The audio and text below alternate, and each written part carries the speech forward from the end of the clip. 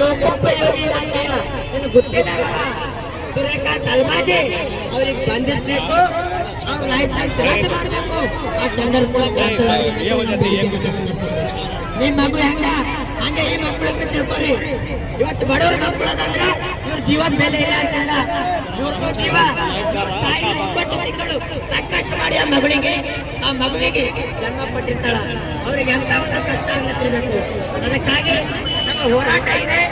ಆ ಗುತ್ತಿಗೆದಾರ ಆ ಎಡಬಲಿ ಆ ಎಲ್ಲಿ ಅರೆಸ್ಟ್ ಮಾಡಬೇಕು, ಅವರಿಗೆಲ್ಲ ಅಮಾನತು ಮಾಡಿ ಅವ್ರಿಗೆ ಜೈಲಿಗೆ ಹಾಕ್ಬೇಕಂಬುದೇ ನಮ್ಮ ಹೋರಾಟ ಇದೆ.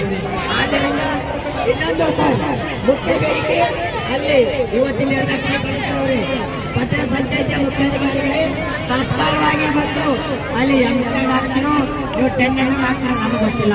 ನಾಳೆಗೆ ನಮ್ಮ ಮಕ್ಕಳಲ್ಲಿ ಒಳ್ಳೆ ರಸ್ತೆ ಮೇಲೆ ನಡ್ಕೊತಾ ಬರೋದು, ನಾಳೆಗೆ ಪರ್ಮಿಷನ್ ತಗೊಂಡು